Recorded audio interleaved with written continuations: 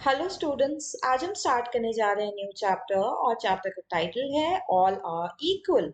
इस चैप्टर का हम हिंदी में एक्सप्लेनेशन समझेंगे और इसके सभी क्वेश्चन आंसर्स डिस्कस करेंगे, इसलिए वीडियो को लास्ट तक जरूर देखिएगा। आइए चैप्टर को स्टार्ट करते हैं।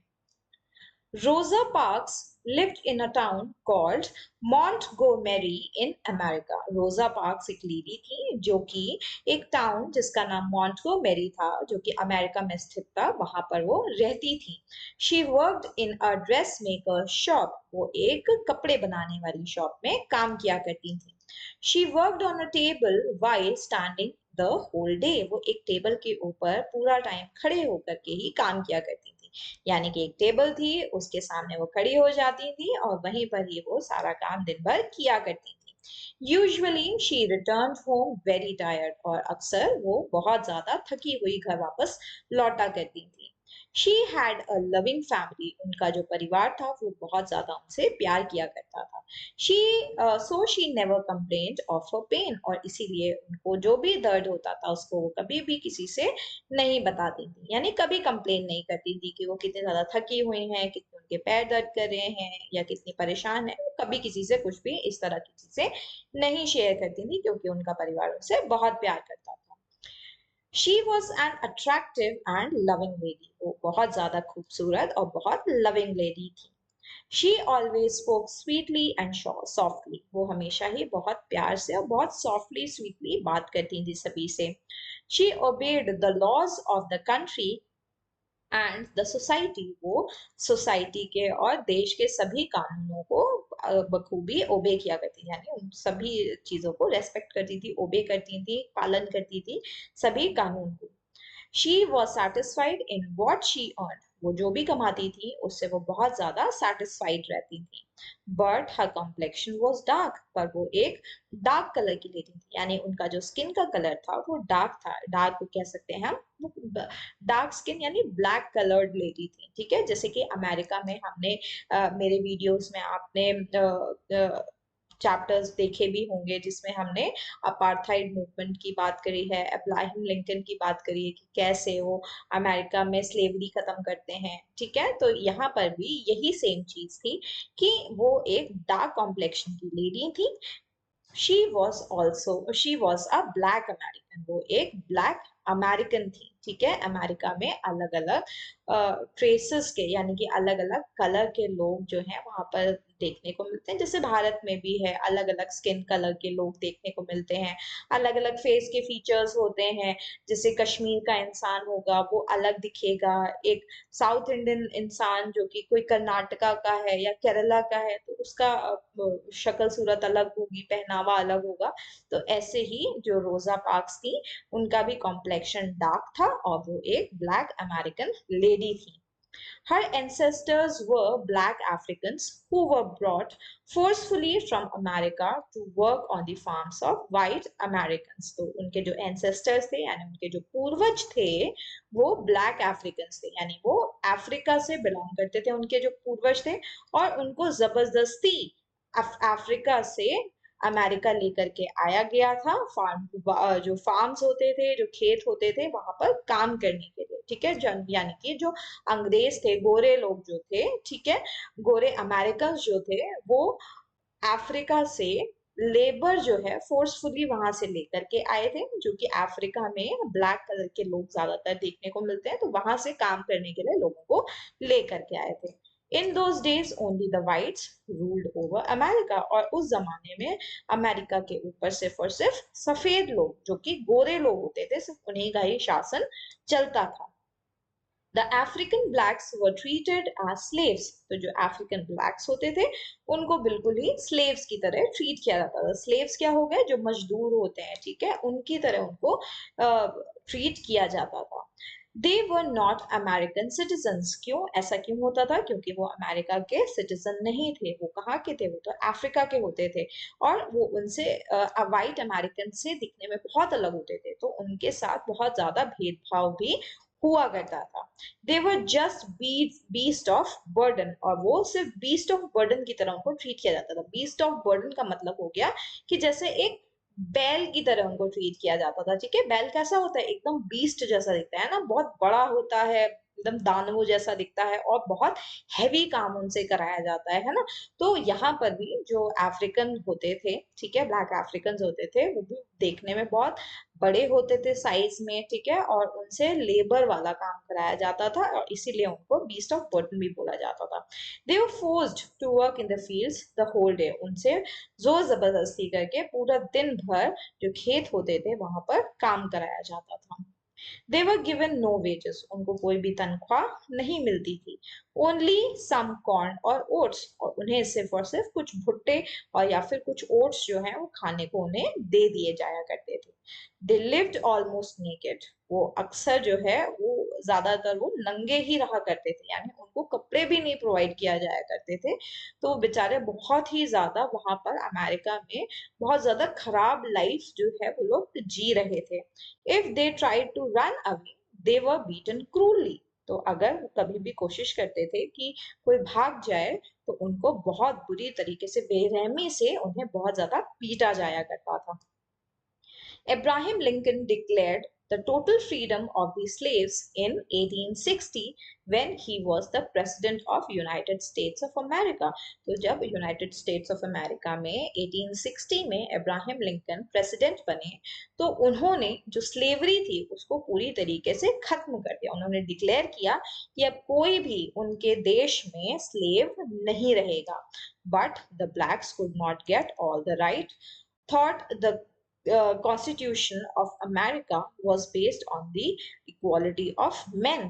अब जो काले लोग थे उनको फिर भी जो सारे राइट्स होते हैं, इक्वालिटी के जो राइट होते हैं, इक्वालिटी क्या होता है, इक्वालिटी का मतलब होता है जब हम हर एक इंसान जो है कानून के सामने बराबर हो, ठीक है, उसको हम इक्वालिटी कहते हैं। यानी कि अगर किसी एक गोरे इंसान ने किसी को मारा, एक काले इंसान ने किसी को मारा, तो दोनों को सजा सेम मिलेगी, ठीक है। ऐसा नहीं है कि कोई इंसान गोरा है तो उसके साथ भेदभाव होगा। तो ये सारी जो चीजें थी ये अब्राहम लिंकन ने खत्म कर दी थी और सभी कोई इंसान जो था वो कानून के आगे बिल्कुल बराबर था। पर जो ब्लैक्स थे उनको अभी भी सारे राइट्स जो थे वो प्रॉपरली नहीं मिल रहे थे। Similarly, Gandhiji struggled peacefully and succeeded in removing many of the discriminatory laws against the blacks in South Africa from 1893 to 1914। और इसी तरीके से जो गांधी जी थे, ठीक है, उन्होंने भी लड़ाई करी थी डिस्क्रिमिनेशन के ऊपर। डिस्क्रिमिनेशन का मतलब वही रंग रूप का जो भेदभाव है उसको लेकर के भी उन्होंने साउथ अफ्रीका में लड़ाई करी थी और जो भी वहां पर डिस्क्रिमिनेटरी चीजें थी, लॉज थे, उनको रिमूव कराने में सक्सेसफुल रहे थे। और ये जो कानून, ये जो लड़ाई थी इनकी वो 1893 से लेकर 1914 तक चली थी, ठीक है। But it was until after the middle of the 20th century that the black passengers had to give up their seats in the bus when white passengers come in, and that too in America। पर उस समय पर, उससे पहले तक क्या था, middle 20th century तक में क्या होता था, जो काले पैसेंजर्स होते थे, जो ब्लैक पीपल होते थे, अगर वो जैसे बस में चढ़ रहे हैं, ट्रैवल कर रहे हैं, तो उन्हें अपनी सीट जो होती थी वो गिव अप करनी पड़ती थी। गिव अप का मतलब हो गया त्याग देनी पड़ती थी। जैसे अगर कोई वाइट पैसेंजर आया, यानी एक गोरी स्किन वाला पर्सन आया, तो जो ब्लैक पर्सन होता था उसको अपनी सीट छोड़नी पड़ती थी जिससे कि व्हाइट पर्सन जो है उस सीट पर आकर बैठ सके। और ये सभी कुछ कहाँ चल रहा था, ये सब कुछ हो रहा था अमेरिका के अंदर। Each time a white passenger entered the bus, a black passenger got up from the seat for him or her and get off the bus. Then the black passenger had to go round to the back door. Then he or she could get into the bus again and travel as a standing passenger। अब होता क्या था कि देखो, सबसे पहला तो इन्होंने क्या कर रखा था कि जब भी ब्लैक पीपल बैठा होगा और उसी समय पर किसी स्टॉप से अगर व्हाइट पर्सन होगा वो बस में चढ़ के आएगा तो उसको बेचारे को अपनी सीट तो छोड़नी पड़ती थी। पर सीट छोड़ने के बाद भी बहुत सारे नियम कायदे कानून थे, जैसे कि वो सीट छोड़ करके बस से नीचे उतरेगा और उसके बाद बस पीछे वाला जो दरवाजा होता है बस का, वहां से दोबारा से बस पर चढ़ेगा और पीछे की तरफ ही खड़ा रहेगा, ठीक है। यानी उसको बैठने की इजाजत नहीं होती थी अगर बस में कोई व्हाइट पैसेंजर ट्रैवल कर रहा होता था। It was the first day of December in the year 1955. अब ये 1955 में दिसंबर के फर्स्ट डे की बात है, यानी पहले दिसंबर की बात है 1955 में। रोजा parks was much tired after day long work. अब आज का दिन जो था, रोजा पार्क उस दिन बहुत ज्यादा थकी हुई थी क्योंकि पूरा दिन भर उन्होंने बहुत ज्यादा मेहनत करी थी, बहुत काम किया था। Her legs were aching. उनके पैर बहुत ज्यादा दर्द कर रहे थे. She wanted to sit down, but she had to reach home as the shop was to be closed down. अब क्योंकि उनके पैर बहुत ज्यादा दर्द हो रहे थे तो वो बैठ के जाना चाहती थी, वो चाहती थी कि उन्हें बैठने को जगह मिल जाए, ठीक है, क्योंकि उन्हें घर पहुंचना था और दुकान भी बंद हो रही थी, ठीक है। Rosa somehow reached the bus stop. She got into a bus. Many seats were lying vacant. अब रोजा जो है जैसे तैसे करके बस स्टॉप पहुंचती हैं, ठीक है, और उसके बाद बस में चढ़ जाती हैं और उस बस में बहुत सारी सीट जो थी वो खाली पड़ी हुई थी। She paid her fare, got the ticket and sat down on the seat nearest to her. जो रोजा पार्क थी उन्होंने पैसे दिए, सीट का पैसा दिया, ठीक है, पैसा पे किया, टिकट ली और जो उनके सबसे नजदीक में जो सीट थी वहां पर वो जाकर के बैठ जाती हैं। She could not stand even for a second now, और अब वो इतनी ज्यादा थकी हुई थी कि वो एक सेकेंड के लिए भी अपनी सीट से उठ नहीं सकती थी। Her feet really needed rest, उनके पैरों को आज सच में बहुत ज्यादा रेस्ट की जरूरत थी। शी फेल्ट सम रिलीफ, जब वो बैठी तो उन्हें थोड़ा सा रिलीफ महसूस हुआ, आराम मिला। But she forgot about the white passengers to come, पर उन्हें बिल्कुल भी याद नहीं रहा कि अब तो वाइट पैसेंजर्स भी बस में आने वाले हैं।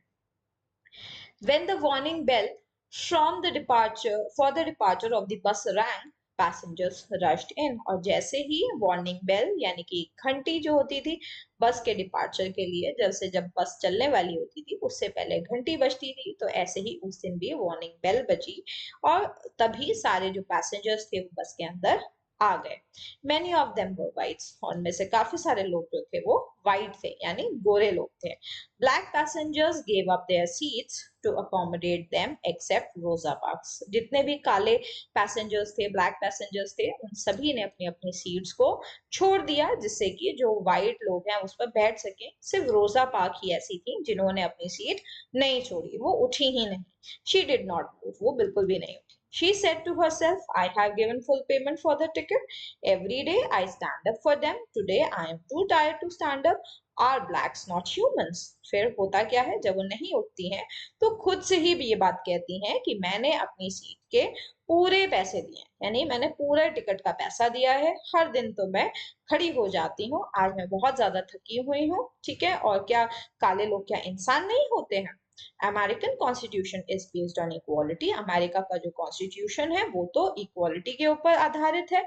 And even if an unfair rule is prevalent it should go, और अगर इस तरह का जो अनफेयर कानून है आज भी अगर चलता चला आ रहा है तो इसको खत्म होना चाहिए। If people go on obeying such a bad rule it will stay for ever in the society, it ought not to be obeyed. तो कहती हैं खुद से कि अगर इसी तरीके से लोग कानून को तोड़ते रहेंगे, कानून को नहीं मानेंगे, तो ये सोसाइटी में हरदम के लिए बस जाएगा, और इसलिए इस जो रूल है इसको तोड़ देना चाहिए, इसे ओबे नहीं करना चाहिए। It was the departure time for the bus, अब बस के निकलने का समय हो चुका था। The driver and the white passengers gave her angry looks, अब जो ड्राइवर था बस का और जो वाइट पैसेंजर्स थे वो सभी रोजा पार्क को गुस्से से देखने लगे।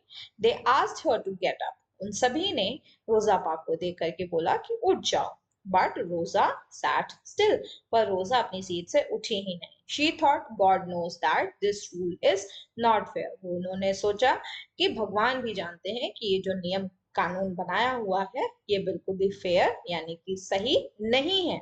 It ought to go someday, और इसे एक ना एक दिन खत्म होना ही है।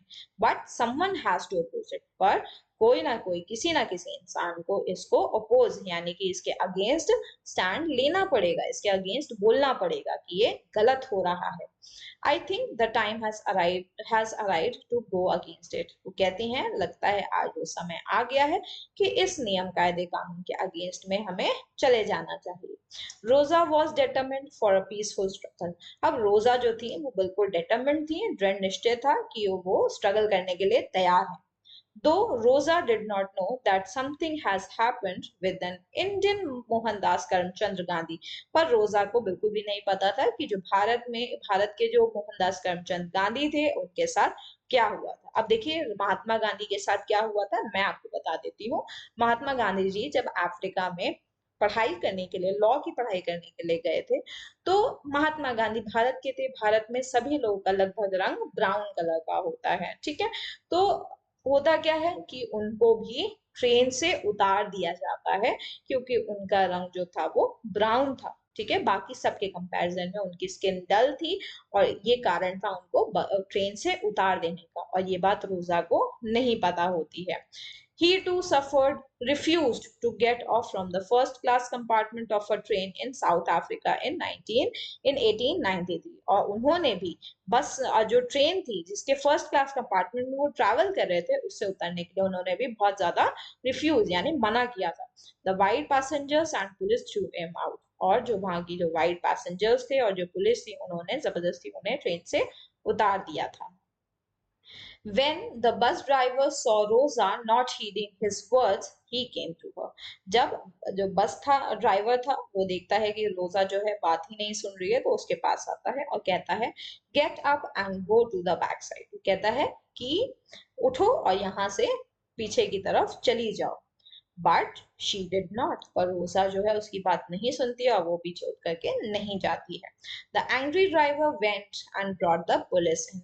जो गुस्से में ड्राइवर था वो जाता है और पुलिस को बुला लाता है। They arrested Rosa and sent her to jail.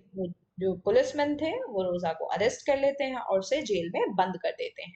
She was charged that she had broken the law. उसके ऊपर चार्जेस लगते हैं कि रोजा ने कानून का उल्लंघन किया है, कानून तोड़ा है। The sad news spread soon all over the town. अब ये जो दुखद न्यूज थी जो कि रोजा को जेल में बंद कर दिया गया था ये पूरे के पूरे टाउन में फैल जाती है। The black people of Montgomery called a meeting. अब जितने भी काले लोग थे, ब्लैक पीपल थे मॉन्टगोमेरी के, वो सभी आपस में मीटिंग करने के लिए इकट्ठा होते हैं। It was decided that as a protest, no black passenger will travel in the city buses until Rosa is free। अब वो सभी डिसाइड करते हैं कि हम एक प्रोटेस्ट पर जाएंगे, ठीक है, जिसमें कि कोई भी काला व्यक्ति जो होगा वो बस में ट्रैवल नहीं करेगा जब तक कि रोजा को फ्री नहीं कर दिया जाता। Instead they share the cars and taxis to go on duty. और फिर वो सभी लोग कार और टैक्सीज को शेयर करना स्टार्ट कर देते हैं अपने अपने काम पर जाने के लिए। यानी कि वो सभी ब्लैक पैसेंजर्स जो थे वो मॉन्टगोमेरी के, वो सभी सोचते हैं कि जब तक कि रोजा को जेल से नहीं फ्री किया जाएगा, रिहा नहीं किया जाएगा, तब तक हम बसेस में ट्रैवल ही नहीं करेंगे, ठीक है। और जबकि होता क्या था बसेस में तो ज्यादातर ब्लैक पीपल ट्रैवल कर रहे होते थे, इन्होंने तो बिल्कुल अगेंस्ट में प्रोटेस्ट करना शुरू कर दिया, बॉयकॉट कर दिया मेनली उन्होंने, ठीक है। विदाउट ब्लैक पैसेंजर्स बसेस रैन ऑलमोस्ट एम्प्टी। अब जब ब्लैक पीपल नहीं होते थे तो जो बसेस होती थी वो ज्यादातर खाली ही चल रही होती थी, because there were many more black passengers than the whites. क्योंकि जो काले लोग थे वो बहुत ज्यादा तादाद में थे और व्हाइट पीपल इतने ज्यादा नहीं होते थे, ठीक है। तो इसलिए भी जो बसेस होती थी वो खाली चल रही होती थी क्योंकि सारे काले लोगों ने तो बॉयकॉट कर दिया था। The bus boycott lasted for 381 days. अब ये जो बस बॉयकॉट हुआ था जो ब्लैक पैसेंजर्स ने किया था वो लगभग 381 डेज चलता है, यानी एक साल से भी ज्यादा। एक साल में कितने दिन होते हैं? 365 डेज होते हैं। और ये जो प्रोटेस्ट था ये 381 डेज तक चला था। The bus company lost millions of dollars. अब जो बस की कंपनी थी जो कि बसेस चलाती थी उसको भारी नुकसान, मिलियंस में नुकसान हुआ था, ठीक है, डॉलर्स में। Rosa Park was fined by the जज of the court. Rosa Park को जो जो जज थे उन्होंने फाइन लगाया। He said that she had broken the law of segregation, उन्होंने बोला कि रोजा ने कानून तोड़ा है लॉ ऑफ सेग्रीगेशन का। ठीक है, कौन सा कानून? Law of segregation. सेग्रीगेशन का मतलब होता है भेदभाव, बांटना। ठीक है, ये वाला कानून जो है वो तोड़ा है।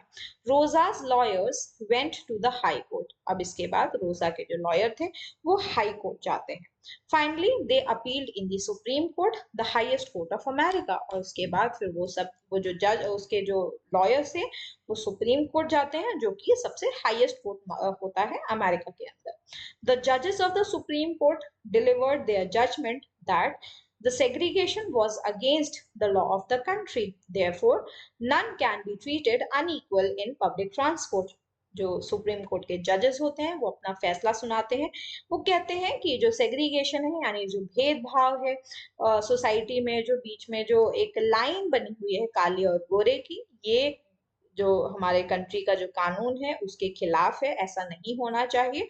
हर किसी को इक्वल ट्रीटमेंट देना चाहिए पब्लिक ट्रांसपोर्टेशन के अंदर। Rosa Parks began the fight for justice to the blacks, Rosa Park ने अपनी जो लड़ाई थी वो लड़ना शुरू किया ब्लैक्स के जो कि ब्लैक्स के साथ जो भी गलत चीजें कर रहे थे अमेरिकन, ठीक है, व्हाइट अमेरिकन, वो सारी चीजें उन्होंने फाइटिंग करना स्टार्ट किया। Many wise white Americans supported her views in the media, बहुत सारे white people, ठीक है, white Americans जो थे उन्होंने मीडिया के अंदर रोजा पार्क को बहुत ज्यादा सपोर्ट भी दिया। The black advocates and other learned men stood in her favor, बहुत सारे black advocates, इसके अलावा पढ़े लिखे जितने भी लोग थे, आदमी थे, वो सभी रोजा पार्क के फेवर में थे। Her determination and initiative moved millions of people, both blacks and whites. उनका जो दृढ़ निश्चय था, डिटर्मिनेशन था, जो कि उन्होंने इनिशिएटिव उठाया था, वो सभी चीजें जो थी बहुत सारे लोगों को, मिलियंस ऑफ लोगों को, यानी लाखों लोगों को उनका जो इनिशिएटिव था उससे बहुत ज्यादा टच हुए। और जो कि ब्लैक लोग थे और व्हाइट लोग थे, सभी लोग जो थे अब वो रोजा पार्क के बिल्कुल सपोर्ट में आ गए थे। Now the black were relieved from slavery in the real sense, और अब रोजा पार्क के इस इंसिडेंट के बाद असल में, असलियत में जो स्लेवरी थी वो अब जाकर के पूरी तरीके से खत्म हुई थी।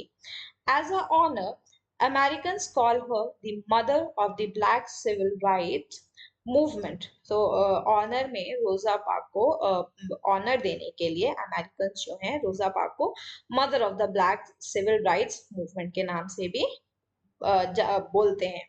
ठीक है, तो स्टूडेंट्स ये इस चैप्टर का एंड था। अब हम इस चैप्टर के क्वेश्चन आंसर्स डिस्कस करेंगे, तो आप सभी अपनी रफ नोटबुक्स बाहर निकाल लें और चलिए लिखना शुरू करते हैं। सबसे पहला है answer the following questions. What judgment did the Supreme Court of America deliver in Rosa Parks case? तो सुप्रीम कोर्ट ने रोजा पार्क के केस में क्या जजमेंट दिया था? The Supreme Court of America delivered a judgment that segregation was against the law of the country, stating that none can be treated unequally in public transport। यानी कि जो सुप्रीम कोर्ट था America का, उन्होंने judgement देते हुए ये कहा था कि जो सेग्रीगेशन है वो हमारे कंट्री के कानून के खिलाफ है। उनके कहने का मतलब ये था कि सभी लोगों को इक्वली ट्रीट किया जाए पब्लिक ट्रांसपोर्ट्स के अंदर। What did the black Americans of Montgomery do to oppose Rosa's arrest? जो black Americans थे उन्होंने रोजा का जो अरेस्ट हुआ था उसके अगेंस्ट में क्या किया था? So the black Americans of Montgomery organized a bus boycott, refusing to travel on city buses until Rosa Parks was freed. They shared cars and taxis to go to work instead. तो जितने भी लोग थे black American थे Montgomery के, उन सभी ने बस को बॉयकॉट किया था। उन्होंने ट्रैवल करने से मना किया था बसेस में जब तक कि रोजा पार्क फ्री नहीं हो जाती जेल से। उन्होंने कार्स और टैक्सीज को शेयर करना स्टार्ट कर दिया था अपने वर्क में जाने के लिए। Who made the declaration of total freedom for the slaves and when? तो किसने टोटल डिक्लेरेशन दिया था स्लेवरी के लिए कि स्लेवरी पूरी तरीके से खत्म हो चुकी है, और कब दिया था? तो Abraham Lincoln declared the total freedom of the slaves in 1860 when he was the president of United States of America। तो अब्राहम लिंकन ने डिक्लेयर किया था 1860 में कि पूरी तरीके से स्लेवरी खत्म हो चुकी है जब वो प्रेसिडेंट बने थे यूनाइटेड स्टेट्स ऑफ अमेरिका के। What did black passengers do when white passengers get into the bus? जो black passengers होते थे वो क्या करते थे जब white passengers बस के अंदर आते थे? आंसर में लिखेंगे black passengers were expected to give up their seats and get off the bus to accommodate white passengers, then re-enter the bus from the back and travel as standing passengers. तो जो भी black passengers होते थे उनको अपनी seat छोड़नी पड़ती थी, बस से नीचे उतरना पड़ता था जिससे कि व्हाइट पैसेंजर्स उन सीटों पर बैठ सके और उसके बाद उन्हें बस में दोबारा से एंटर करना होता था बस के पीछे वाले रास्ते से और उनको पूरा रास्ता खड़े होकर के ही जाना होता था। What did Rosa Parks think about offering a seat to a white passenger? रोजा पार्क क्या सोचती हैं जब वो व्हाइट पैसेंजर को अपनी सीट उनको देनी होती है तो वो क्या सोच रही होती हैं? तो आंसर में लिखेंगे Rosa Parks thought that she had paid for her ticket and was too tired to stand. She believed that the rule requiring blacks to give up their seat was unfair and should not be obeyed, as the American Constitution was based on equality. अब रोजा park का जो सोच थी वो ये थी कि उन्होंने अपनी जो टिकट है उसका पूरा पैसा दिया है, वो बहुत ज्यादा थकी हुई है खड़े होने के लिए, ठीक है, और उनका ये मानना था कि जो रूल है जो जिसमें ब्लैक लोगों को काले लोगों को अपनी सीट छोड़नी होती है वो बहुत ज्यादा अनफेयर है और इस कानून को नहीं मानना चाहिए क्योंकि अमेरिका का जो कॉन्स्टिट्यूशन है वो इक्वालिटी के ऊपर बेस्ड है, वो भेदभाव नहीं करता है। अब आते हैं इस चैप्टर के थिंक एंड आंसर पर। Why did the white Americans support Rosa Parks views? तो जो white Americans थे यानी गोरे लोग तो जो थे उन्होंने रोजा पार्क के व्यूज को क्यों सपोर्ट किया था? आंसर में लिखेंगे many white Americans supported Rosa Parks views because they recognized the injustice and inequality of segregation laws and believed in the principles of fairness and equality enshrined in the American Constitution. तो बहुत सारे white American जो थे उन्होंने रोजा park का support किया था, उनका जो नजरिया था उसको सपोर्ट किया था क्योंकि उन्होंने ये रिकॉग्नाइज किया था कि ये जो चीज हो रही है ये इनजस्टिस है, यानी कि किसी के साथ भी जस्टिस नहीं हो रहा, इनइक्वालिटी है, ठीक है, और सेग्रीगेशन कर रहा है लोगों के बीच में यानी लोगों को बांट दे रहा है, ठीक है, और ये जो बिलीफ था कि सब में फेयरनेस होनी चाहिए, सब मतलब फेयरनेस का मतलब सब लोग बराबर दर्जे के होने चाहिए, कोई भी नियम कानून है सबके लिए बराबर लागू होना चाहिए जो कि अमेरिकन कॉन्स्टिट्यूशन में भी बोला गया है। तो इन सभी चीजों को ध्यान रखते हुए जो व्हाइट अमेरिकन थे उन्होंने रोजा पार्क को सपोर्ट किया था। Why is it necessary to oppose unfair rules? तो क्यों जरूरत है अनफेयर रूल्स को अपोज करने की यानी कि उसको खत्म करने की या उसको ना मानने का? It is necessary to oppose unfair rules to bring about social justice and equality. By challenging unjust laws and practices, society can progress towards fairness and uphold the rights and dignity of all individuals. तो ये जो भी unfair rules होते हैं उनको oppose करना इसलिए जरूरी है जिससे कि सोसाइटी में जस्टिस और इक्वालिटी आ सके, ठीक है, और ये जो चैलेंजिंग अनजस्टिस लॉज होते हैं जो प्रैक्टिसेस चल रही होती हैं सोसाइटी में ये खत्म हो जाने से सोसाइटी जो है प्रोग्रेस करती है और फेयर डिसीजन देने में, ठीक है, इन लोगों की डिग्निटी मेंटेन रखने में और उनके जो भी राइट्स हैं उनके जो अधिकार हैं उनको भी कायम रखने में मदद करता है। स्टेट वेदर ट्रू और फॉल्स। अब हमें ये स्टेटमेंट्स को बताना है कि ये ट्रू है या फॉल्स है। Americans called Rosa the mother of black civil rights movement. तो अमेरिकन जो हैं रोजा को mother of black civil rights movement कहते हैं, तो यस ये ट्रू है। Rosa Park was awarded and praised by the judge of court. रोजा पार्क को क्या अवार्ड मिला था और बहुत प्रेज मिला था जज से, तो ये फॉल्स है, ऐसा बिल्कुल भी नहीं हुआ था, उनके ऊपर तो फाइन लगा दिया था जजेस ने। Rosa Parks worked in a dressmaker shop. Rosa Park एक ड्रेसमेकर शॉप में काम करती थी, तो यस ये बिल्कुल सही है। रोजा पार्क्स एंसेस्टर्स वर व्हाइट अमेरिकन्स, तो ये फॉल्स स्टेटमेंट है। रोजा पार्क के एंसेस्टर्स जो थे वो ब्लैक अफ्रीकन्स थे, ठीक है। The African blacks were treated as slaves, तो जो अफ्रीकन ब्लैक्स थे उनको स्लेव्स की तरह ट्रीट किया जाता था। ये बिल्कुल ट्रू स्टेटमेंट है। आगे चलते हैं, टिक द करेक्ट ऑप्शन पर। American constitution is based on, America का जो कॉन्स्टिट्यूशन है वो बेस्ड है अपॉन इक्वालिटी, तो हम इक्वालिटी के आगे टिक कर देंगे। Tired Rosa Parks wanted to sit down because, थकी हुई रोजा पार्क बैठना चाहती थी क्योंकि हर लेग्स वर एचिंग, क्योंकि उनके जो पैर थे वो बहुत ज्यादा दर्द हो रहे थे। तो पहले का हम इक्वालिटी टिक कर लेंगे, दूसरे का हम हर लेग्स वर एचिंग टिक कर लेंगे। अब चलते हैं नेक्स्ट स्लाइड पर, जो कि है फिल इन द ब्लैंक्स।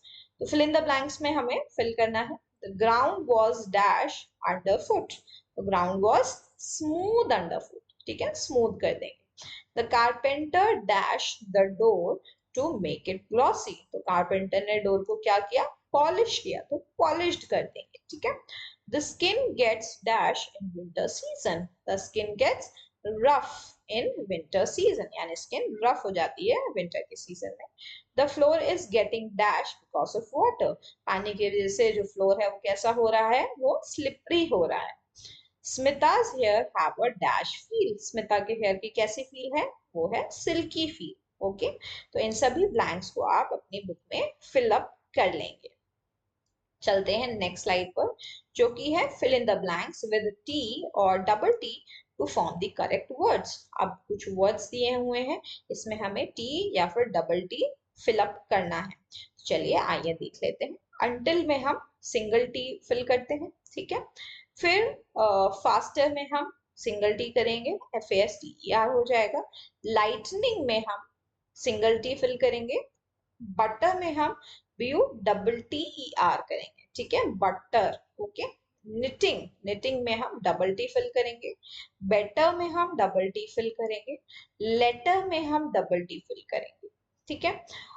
वाइटर में हम सिंगल टी फिल करेंगे। फिर राइटिंग में हम सिंगल टी फिल करेंगे।